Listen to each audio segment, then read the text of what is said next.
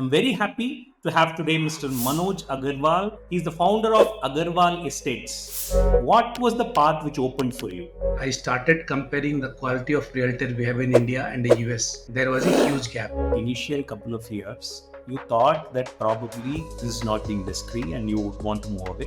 You've been saying buyer experience, buyer feedback. You seem to be very buyer centric. Coming for the buyer from that perspective, what do you want to say to that? Seller is the key. Inventory is the key. How do you evaluate, monitor? Customer testimony is the ultimate proof. Where do you think he should start? What is the average income he will be able to earn? How is the personal and professional life balance for him? One key skill required is subject matter expertise. What is it that he could basically be able to make in his first year? Or There is a huge potential now basically to start their own.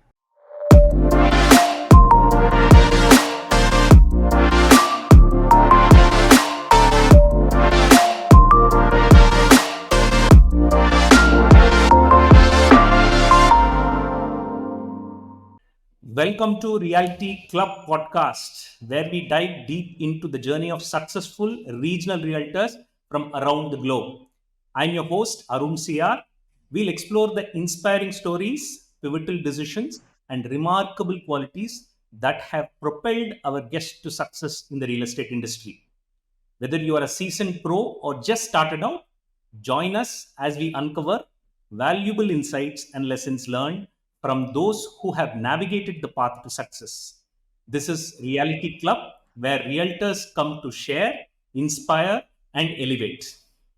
I'm very happy to have today Mr. Manoj Agarwal from Bengaluru, Karnataka. He's the founder of Agarwal Estates. After investing 2 decades in the IT industry with brands like Cisco, HP, Dell in the US, he ventured as a realty pruner in 2012. In 2016, he was awarded as the 25 most promising real estate consultant by Consultant Review. In 2017, most prominent consultant by Silicon India. In 2018, 20 path breaking brands to watch out for, and 10 most valuable real estate solution provider by Insight Success. And even today, he was recognized as one of the leading realtor in the AGM of all brokers club in Bangalore. I'm very, very happy. And let's hear from Manoj. Yes, Manoj.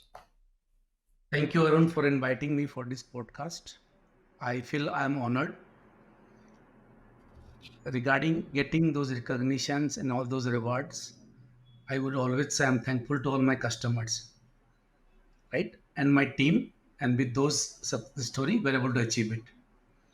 Regarding my background, by qualification, I'm a computer graduate and I was in the IT industry for 20 years.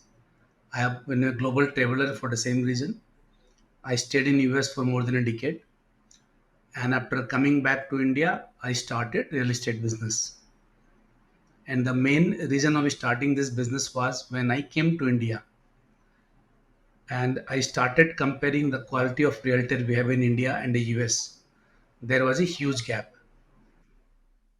And literally, I also suffered basically, right? Because of lack of transparency, lack of knowledge, right?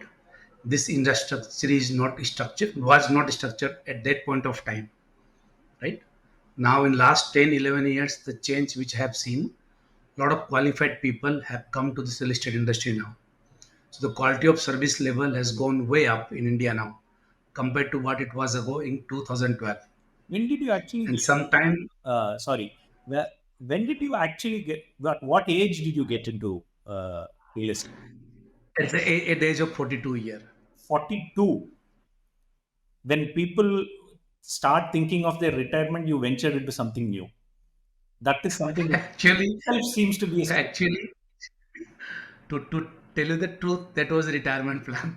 So oh, what happened? I was fed up with my corporate job because of corporate politics, and then I thought, why I'm working basically, right? So I said, okay, I won't work. And then this industry come into my mind, ki why not real estate basically, right? So where we can I had an opportunity to make a huge difference, Fantastic. right? Because of my professional background, right? The things which I've learned in US and the service delivery excellence which I can bring on the table. At 42, I'm sure you thought this as a retirement option, right? And you got into it. We 10-year older. I'm asking very carefully that at 42, when you actually thinking this is a retirement, and now will you even take the decision as a retirement? So things have changed completely. So when I started real estate, it was more of a time pass actually, to tell the truth. कि ठीक है, nothing is there, कुछ करते हैं. But after 2 3 years of working very closely with the customer, the kind of support and I love I got from the customer, from friends and family, right? So now I'm into like deep dive into it. Only thing I repent now, that why I did not took this retirement way early. Yeah, okay. Why I did not quit my job, right? Wow. I could have done it 20, 30, 40 years back. But it's never too late in life, right? जब जागो तभी सवेरा. Absolutely, absolutely.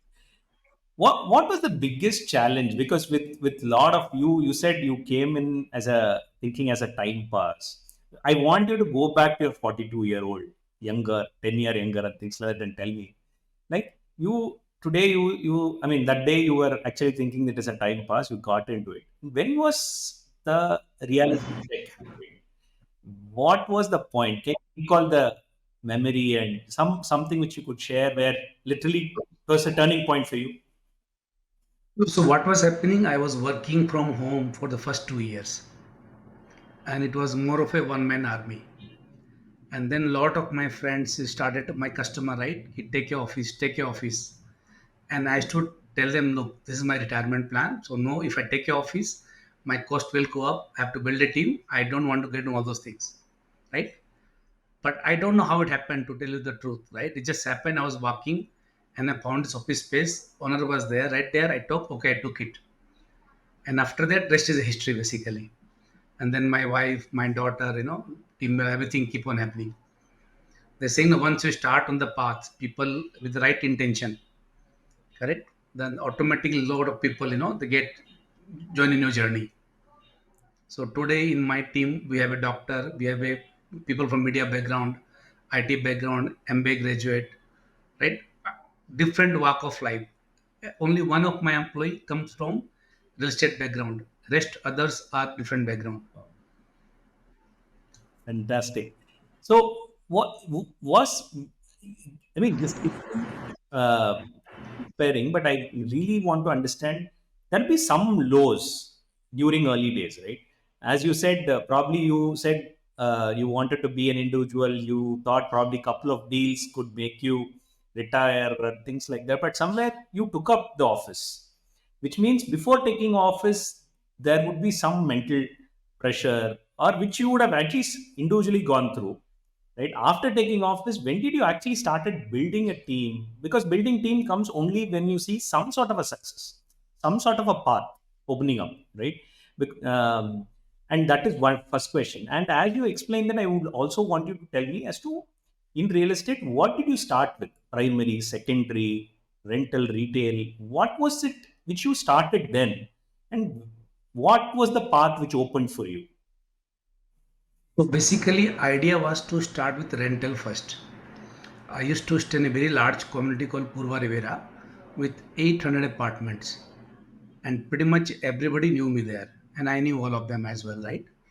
And rental is quick, easy money basically. You can say it, right? घर दिखाओ पैसा कमाओ, correct? You just make a 7 page agreement and you are done. And idea when we started was, if I do 1 or 2 deals per month, that is more than enough basically. I don't want more than that. So I did not start this business to make money. It's more of a time pass, right? But then with rental, I got into property management. The customer will tell me why to manage my property, right? Then one person came, he sell my house. This is how I get into resale market. And then while doing the resale market, the home loan became a challenge. So I got into the home loan. Home loan, okay. And then I realized in those 2 years, when you ask this question, low, right? So I went to extremely low as possible, basically. Mhm. First 2 year was a lot of struggle, right? So the issue was not just me actually. It's the entire ecosystem. So before coming to this field, there was a perception that real estate brokers are chore or goons, whatever it is, right? And my thought was, since I'm an honest man, I'll make a name for myself. But after coming to the industry, I realized actually we are not that bad. My community is good. The entire ecosystem is at fault actually, right? You talk about buyer, you talk about seller, right?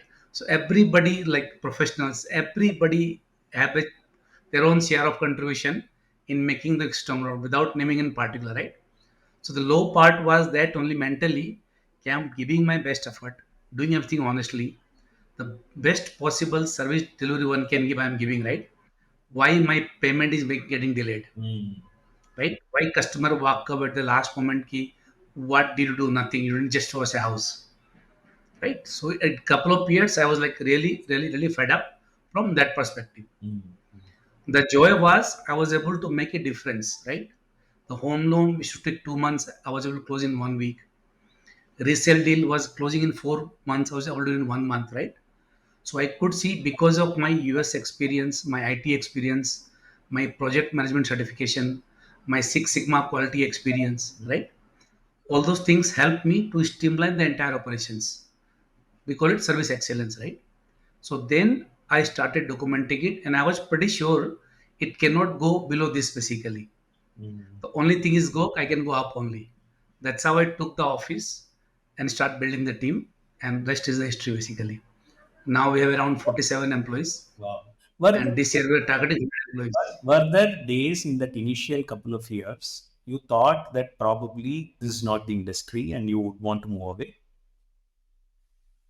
I never thought I'll move out of it. I never thought I'm not a giver. I don't give up. My thing is if I've taken a task, I'll fix it.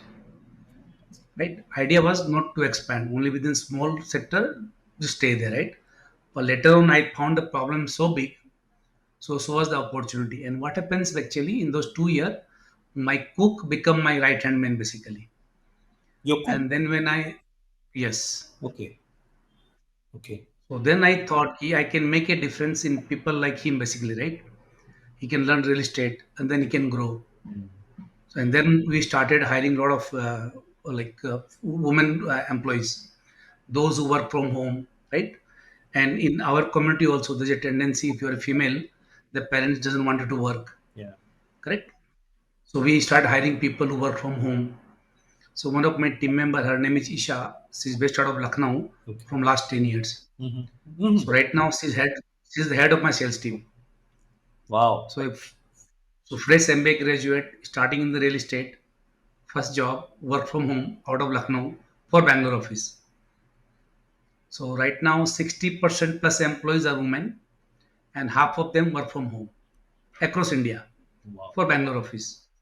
So that change which I brought, right? So there's a feel good factor, right? And the customer feedback, those who keep on Manoj you're doing awesome job, right? So then see once customers start appreciating, loving you, right? And say one more thing I realized what happened to 2-3 window.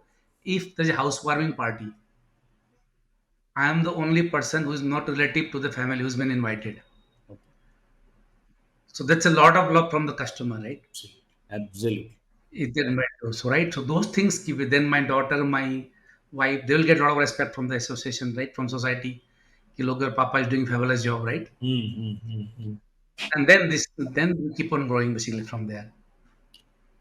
This is very from the initial conversation, whatever we've started, you've been saying buyer experience, uh, taught me, buyer feedback. You seem to be very buyer centric, right? But this is coming to me because I've been interviewing at least few people now. One thing came across very solid from them and their initial days was everybody went behind the seller, and they were going behind, almost there was somebody who said they would even, from Monday to Friday, each day they would travel few hundred kilometers to collect real-time information and things like that, right? So for your buyer centricity, how are you able to give this real-time information, whether it is available today or not? Because that seemed to be a problem which I saw. at least when I was interacting, was a common point of issue, and even that disrespect for the broker or mistrust, I would say, was coming for the buyer from that perspective. Uh, what do you want to say to that? See, in real estate business, and I teach this to my employee also, seller is the king. Inventory is the king, right? If you open a grocery store, you can buy rice from the market and sell it to the customer. Here you cannot buy the rice from the market, right? It has an inventory, it has to come from a seller. So most of the realtor, they typically try to manage a good relationship with the seller so that they can get inventory. And the approach becomes by default from seller centric. You try to please the seller, correct? In my mind, in my opinion, buyer is the one who's actually paying the money, right? So buyer is the real customer, correct? Buyer will stay in that house for the rest of his life. Buyer is investing his lifelong earning, right, in this house, correct? His family, wife, kids, everything is related to the home only. They sing a roti, kapda, or makan, Correct. जीवन के तीन इंसान, right? So this is his fundamental this thing, correct? So anything, if I start supporting the seller, then I have to ignore the buyer, right? So initial 2 year, definitely it hit my business because my approach was buyer centric, right? Lot of seller they may not want to work with me, correct? But some seller will value that part also, right? My work ethics, right? I'm trying to be fair. So those seller will connect with me emotionally. Trust part is now there, right? Now coming from IT background, coming back from US, coming back from company like Cisco, right? The initial challenge which most of the realtor have the establishing trust between the agents and the customer. Mm-hmm. So because of my background, that helped me to establish that trust on the first call itself. Second thing, in the place where I stay in Purva Rivera, so I was very active socially. Mm-hmm. I always tell my team member also nowadays in my family before business also, network is net worth. Yeah, yeah, The number of people you know, number of people you manage relationship, that is the only earning you count in your life. Everything else will come and go, right? When you die, when the last one come in, how many people shows up behind you? That's your real learning. Whether you bring cheers to their house or bring shower on their eyes, right? That's what you are throughout the life. So those 2 years, then a lot of seller comes, buyer will become very happy with us, right? Now today if you're a buyer, tomorrow will become seller also, no? correct, Correct? correct. And you have a friend. So that's how the business keep on growing basically. And now regarding coming the challenge which most of the realtor have, right? Regarding maintaining the information from the seller, right? Real time information, whether inventory is available or not, Correct. what challenge you have, right? So coming back from again IT background and project management study, right? When I meet the seller for the first time, I'll ask them a series of 20 questions. Same question I'll ask the buyer. I want to set different questions. And then I'll match whether this property will match with this guy or not, right? If I already have a buyer ready looking for the property, I'll tell the seller, look, I'll close in 3 days, Mm-hmm. right? And I'll put my money behind it. I know the market rate, I have the expertise, I know the buyer, right? And before that, what I learned in US also, before you buy the house, they get your home loan pre-approved. Same thing we start in India also. When the buyer come to me, I'll get the loan pre-approval, right? If it matches price, I'll commit to the seller. Look, give me 3 days, I'll get you a buyer. So this is how the story started building basically. The frustration part, which I shared initially, right? After doing so much, when you don't get paid, right? Yeah, exactly. This is where the live low thing happened basically. But yeah, but those are the old days now. So now I know basically, right, what to do, what not to do. Initially, any business when you start, you lose money, but that's okay. Okay. I've recovered all those. Yeah. So you do primary also or only secondary? No, we do primary also. So the mostly it's property management and secondary sale.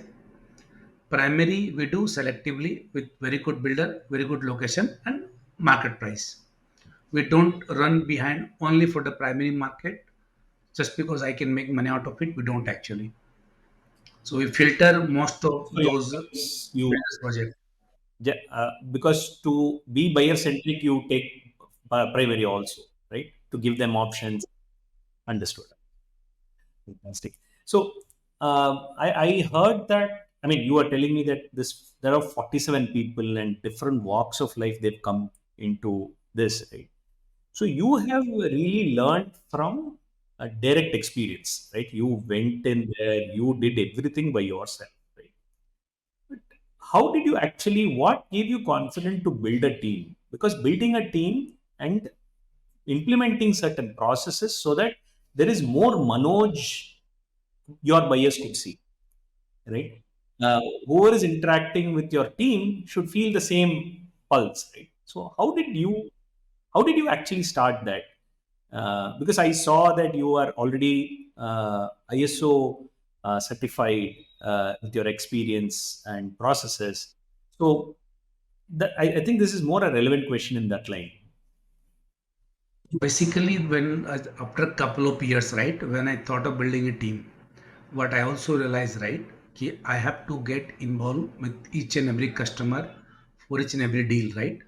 24 by 7, I'm either on the phone or on my laptop because there is no documentation, no knowledge base in this industry. So I start writing books. I start writing each and every steps, dependency chart, right? Customer kind of question customer asks, FAQ, sales process flow, right? If you go to our website agarwalsales.com, we have put a lot of documents on the resources page. So a customer when comes on board, he does not know what are the different steps involved, how much money required, right? So we have documented all those things. Once the knowledge base was documented, then we started working on the checklist and processes. And then I start teaching the team basically, look, you have to follow this process.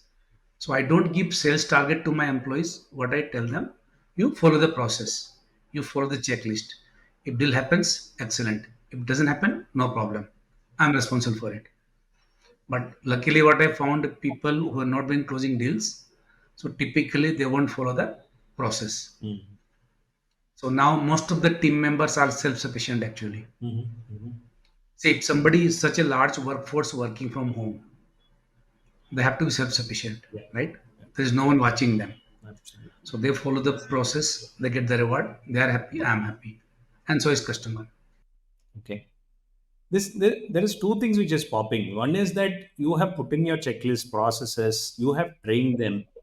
Uh, how do you make your workforce younger? Because it has to be foot on the soldier also, right? How is it possible that you have, I mean, almost 60% of them remote working?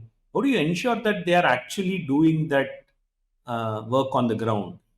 Um, how do you know that there is progress and how do you evaluate, monitor? So basically I always say customer testimony is the ultimate proof of your service excellence. At the end of the closure, if customer is writing an email on a public platform on your behalf, that means you have done a fabulous job, right? I don't have to monitor what you have done, how you have done, correct? After closure of each and every deal, I used to call the customer to ask for feedback. So one, customer will give me feedback. That feedback will help me to further refine the process. Second, customer feedback will also help to improve the skill set of my employees as well. Right? I always say customer feedback is the best love. And that's how we keep on updating our database, our knowledge base, documentation part and training the team member. And one thing which we do like in every weekly meeting, right? Each member will share one of the mistakes they have done in last 1 week. Mm. So typically what happens, we try to shy away from the mistakes which you make, right? We try to cover it up. If I come to the meeting and I say, look, मैंने गलती किया, right? But everybody goes mind, if I, as an MD, I can make mistakes, so they do it, right? And once they share the mistake, others will also learn out of it. After a couple of meetings, the new employee comes on board, right? He does not feel shy of sharing his mistakes. Now the mindset becomes, with his mistakes, others are learning, right? The besides customer testimony, I don't have another measure actually to measure, how well they have done. Absolutely. Fantastic. So, if if a youngster who's trying to become self-employed or become an entrepreneur in real estate today, right? Um Normally, I ask every realtor that if at all, if you see a 25-year-old of yourself, what would you advise? But unfortunately, I can't ask that because you got into, at 42, right? So I'm just asking, what if a 25-year-old or a 30-year-old who's thinking of real estate as a career, what do you think, where do you think he should start? One. And two, what is the average income he will be able to earn? Uh, and three, how is the personal and professional life balance for him? How is his early days of effort going to be? So all these things are the broader mindsets of youngsters today who wants to venture in. See, to do any business, not just real estate, right?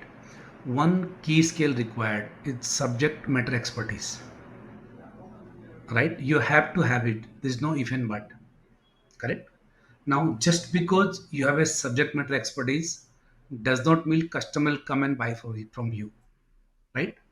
The customer will come and buy for you, one, if they like you or if they trust you.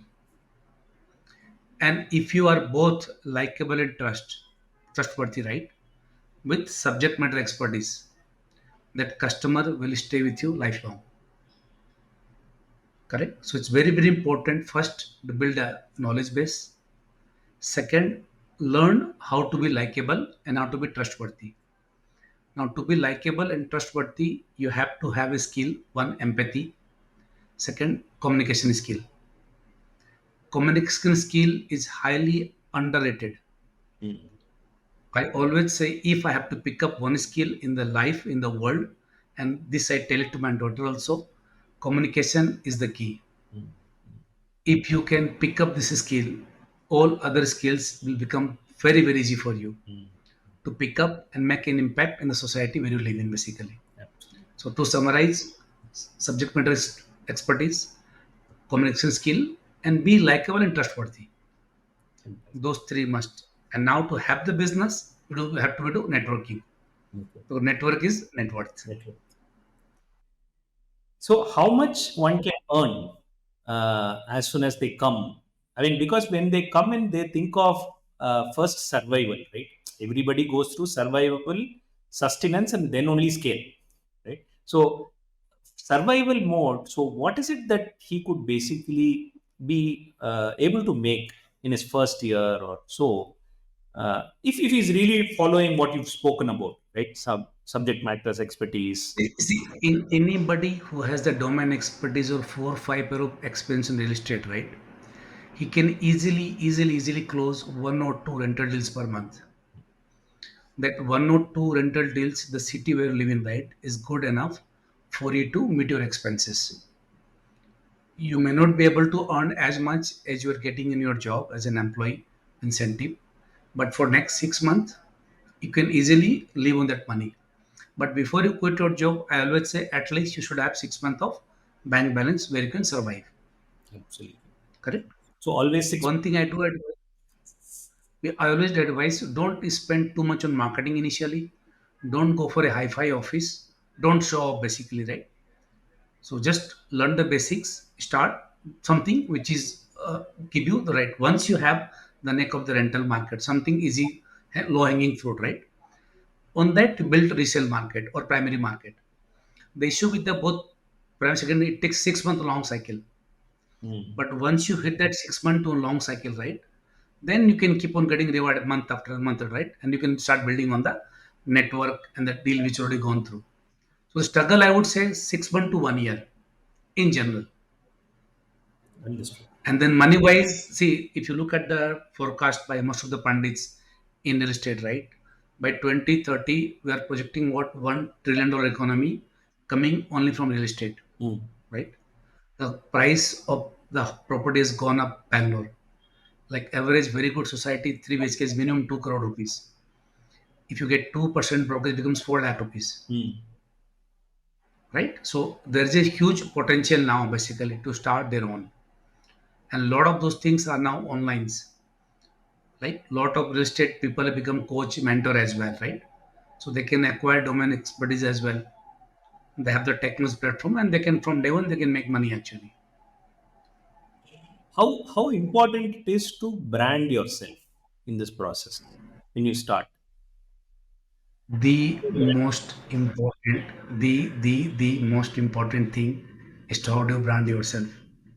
If you can come across as a trustworthy person, right? That's it. In this current space, right? There's a perception, right, that the broker will cheat me, correct? And if you can keep that confidence to the customer, then see, brand is what your own identity basically, right? Your identity should be yes, I'm likable or I have made myself trustworthy. Once you have that part, a lot of things customers themselves can figure it out regarding subject matter expertise. So that you can acquire later also, and you can learn on the job, right? But trust is who you are actually, integrity. It cannot be taught. If you are, you are. If you're not, if you're not, basically. So So first, branding, that's a very, very key role, basically. okay. So, assuming you're in today's world of social media, right? So youngsters who are coming in probably knows better than any of us in terms of Instagram, YouTube, their yeah. So, how is that is changing in the process is what you spoke about in terms of personal branding, in terms of reaching customer experience, giving them experience, because today buyers are also invariably I mean are millennials, right? I mean the buyers age is also coming down, right? So how do we catch up to that? How did you do it? uh, right, what was last, at least after COVID or during COVID, was there any digitization which you got into? I mean, I saw your YouTube, you have videos, and you're also actively present in the social media. Your LinkedIn profile seems to have close to 13,000 followers. So how did these things changing your options vis-a-vis when you started? So actually, when I started, I did not spend any money on marketing, whether print media or digital media. It was all through word of mouth customer referral. But with that approach, the growth is limited, right? And this change happened when my daughter joined my business 4 years ago. Okay. So she's the one basically who started doing building a website, Instagram, YouTube, and all those things, right? Okay. I'm still, even though I come from IT background, Understood. mind wise, still is old school, right? Sure. So we believe in friendship, referral, relative, all those kind of stuff. No. So, but what I realized in last 3 4 years after working with my daughter, right? If you want to build a business, you cannot ignore social media today. Social media has become the integral part of each and every individual's. The amount of time we spend on social media, right? You cannot, and the future is going to keep on growing up. The cheapest and best way to build a brand today is social media. So to answer your earlier question, right? If you're 25-year-old, even if you don't have much money in your pocket, right? Just because social media, right? You can start your business on day one, and you can make money basically, yeah, because of the platform which you are getting at a much lower price. Because But today, see, because today, if you see, please. whatever, at least our audience, in the when customers, they tend to trust people on online more than people who have put in 15, 26, 25 years. As long as you're able to come in their reels frequently, which means you're more trustworthy, then is that not what I mean? How do you think? Because the amount of years or effort, process, the ISOs, training, what you have gone through, vis-a-vis, I see in at least in 5 6 years, last 5 6 years, there is a huge surge in terms of people start trusting. People put out reels and things like that, right? So, what's the shift? I mean, is it for good? I mean, it's inevitable. I know that, but what's your thoughts? No, my thought is quite different actually. What I read in the media, I see you cannot download rice from the Google, no matter how smart Google can be. You have to earn and farm the land basically, right, to get roti. Social media marketing is a good, it's a good tool for marketing yourself. So this will bring customer to your door. But at the end of the day, you have to deliver to the customer, right? And the good part is you can get a customer easily. Again, the bad part is the customer is equally fast enough, right? To go back and put review about you on social media, right? Yes. I went there, blah blah blah blah blah happened. Correct. Correct. So, but the thing is the difficulty any in business to get the customer on the door. So Absolutely. social media is solving that problem, but you have to deliver excellence. Otherwise, you will wipe away from the market. And otherwise, it's very difficult to come back. Once in social media, reputation is hurt, right? It's difficult to come back. And one more thing, I just like if you look at Uber, like low cost items, Yeah. low cost item you can rely on the technology Mm-hmm. to execute to pay, right? Zomato, Swiggy, Uber, Ola, right? But if the stakes are very high, like buying a house, you won't rely purely on the social Absolutely. media or the technology. You need human interaction, Absolutely. right? And no matter how dumb or smart you are, right, as a human, you will always figure out when you talk to somebody, should I trust this person or no? Absolutely. Absolutely. Correct? So when human happens, they move. And it's a lifelong relationship when you talk in person. With social media, it's more of a transaction, Absolutely. right? It was a play to business with you, blah blah blah. Okay, bye bye bye, done, right? He won't see you, you won't see him, correct? But when you meet in person, right, help him to get a walk with him, help him finding a house. The relationship is lifelong, Absolutely. and we have a concept called customer for life. Mm-hmm. So what we do, we set their anniversary date, right? Once in a while, we'll call them, correct? We invite them in our annual function. Thank you for these things, Mm-hmm. and that's how you can build relationship with the customer basically, and that helps in marketing as well. Fantastic. No, this is a very very different take, and I understand now how young you are with already your next generation working on the last 2 3 years.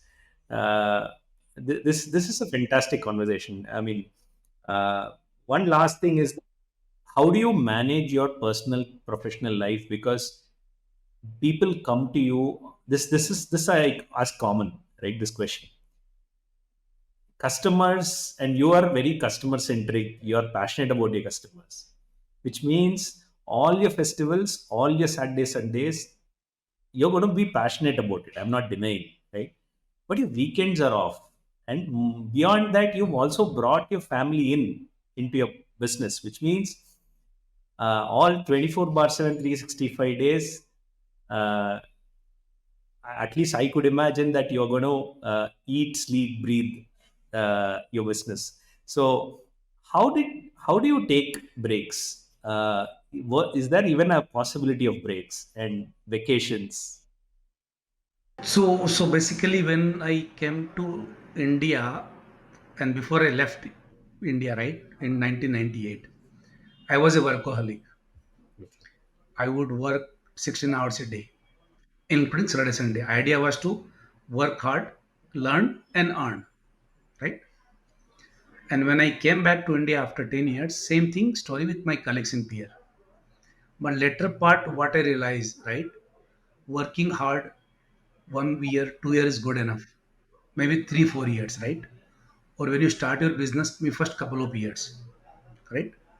After that, if you keep on continue to work hard, it won't help you actually. So we have a policy in the company, in the office, right, from day one. Mhm, You cannot work for more than 8 hours a day. mhm, The moment you clock your 8 hours, you are supposed to leave the office. mhm, If you're still continuing office, you come and meet me. Ki, what are you doing for last 8 hours? mm. So that you could not finish your work on those 8 hours, right? So I strongly believe in work-life balance. If you call my phone at 9:07 p.m., my phone will be switched off. My phone is switched off from 9:06 p.m. till 7 a.m. in the morning. So no matter who calls, it's switched off basically, right? Things can wait. Work-life balance is extremely important for your personal health as well and happiness of the family as well. Correct? So I take Sunday off.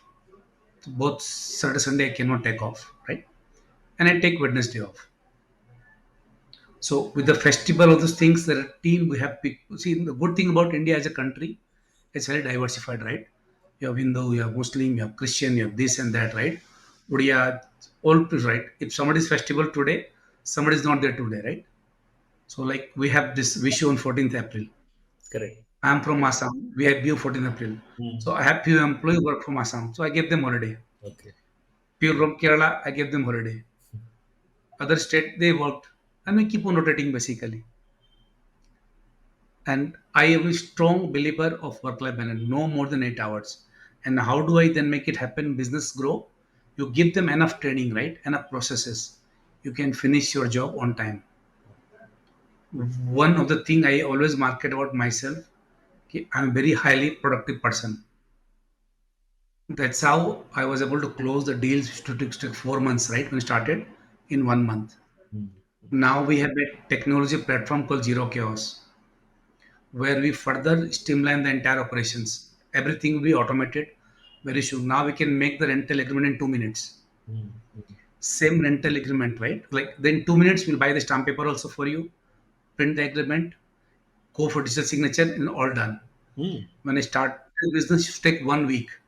He will edit, seal it by tenant's name, owner's name, go to the stamp paper, take the printout, right? Get it signed 1 week. Now take 2 minutes. So we invested heavily in the process. There's no other way actually. Process, productivity, and people. Those three needs to be improved basically. How much RERA has impacted your business or real estate business per se? And for newbies, how much they need to understand about RERA? Getting registered in RERA, how important it is? I would say RERA is a boon for the entire country actually, not just real estate. Okay. And RERA law is helping everybody, buyer, supplier, builder, investors. Because now builder are bound to follow the process, how they spend the money, right? So they have to optimize their expenses, optimize the timeline, right? So knowingly, unknowingly, it is a big boon for the builder. Now me as a customer, right? It is helping me also, right? Now I know exactly what I'm getting into. I'm paying for what? What is my timeline? So that is help the real estate agent actually. If the project is approved, so our job becomes much less tedious now to explain to the customer. Okay, this is what it is, right? It's not gonna change, For right? brokers, how is it going to help RERA? Earlier, there was a lot of confusion in terms of domain knowledge. Suppose the builder say 1600 square feet super build up area. Hmm. Buyer would ask us how much is the carpet area, Hmm. how much is the built up area, right?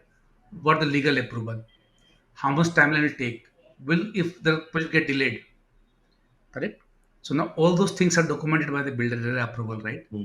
And if you go to the RERA website, builder has to post each and every detail on their website. Yeah. Yeah. So RERA has made our life much more easier now. Understood. Understood. Super. RERA registration, how much is it in Bangalore? In Bangalore, if you register as an individual, then it's 25,000 rupees for 5 years. If you register yourself as a private limited company or entrepreneur, then it's 2 lakh rupees for 5 years. Yes. Understood. But this is only for the city of Bangalore. So it's not a statewide license basically. Oh, okay. Was it? Okay. Then for other districts, they have to go get separately, is it? So their fees might be a little lower basically. Oh, okay. I don't know. Understood. Understood. Understood. But we are trying to to work with the central government to have only one RERA approval for the entire country basically, right? Why we have to take multiple licenses? Absolutely, absolutely, you're right. I mean, this was also one of our topic in one of our podcasts where we were also saying that the IDs given for a project and for a broker has to get consistent across the country and also uniform, right? Because otherwise, for every state, if a broker has to go get a license, that's not going to really allow the broker to be pan India, right? So, very, very nice. One more thing, RERA may come out soon, some kind of a certification program Mhm. for the realtor. So it is already started in Maharashtra, Yeah. and I'm hoping it will be replicated across the country. In US, any realtor will have to have the license before they call themselves a realtor, right? So those things has to be started in India as well, and I'm pretty sure it will. It will. Okay. Fantastic. It was very, very happy to know a process man in real estate. To be frank, today I've not met a person in real estate. To be frank, genuinely, in my span of years, where people have not spoken at this length in terms of processes. Even developers, I don't think most of the developers, many developers, I would say, have not focused on processes, buyer centric aspects. Even builder offices, I do not know whether they even think so much in terms of buyer processes. I'm very happy to have met you and known all of these, Manoj. This is really, really great. And I wish Agarwal Real Estate go much bigger, better, and be the number one player in Bangalore, and probably serve many thousands of buyers to come. Lot more models looking forward. So I will just take 30 more seconds. I'm thankful to all my customers, my family, my friends, and especially my team members. Now I call them extended family of Agarwal Estates. Right? So in February this year in Mumbai, we were awarded with Economic Times Realty's Broker of the Year basically. So this process and whatever not only helping my customer, it is helping me to get a lot of recognition as well basically. So to summarize, if you can train the team, this is the only effort required to grow the business in India. Fantastic. And that is unfortunately right now the most difficult task. I also wish, just like the West, similar to Century 21 and Keller Williams, I would say, Agarwal Real Estate should become a brand where I look forward to see a lot more agents come and take up your brand franchise and move towards the future. Because the processes and the investments what you've done could lead you there. That's what I could see. Yes, it's we are going in the direction actually. So very soon you will have see our offices coming up in Hyderabad, in Chennai, in Delhi. We are talking with many individuals, so it will take some time, but yes, Fantastic. we are going in that direction. Fantastic. Thank you so much, Arun. Great, great, great. Thank you so much for joining. Very nice session, Thank I you. would say. Thank you so much. Thank you so much. Yeah, it was nice to talk to you as well. Same here. Thanks.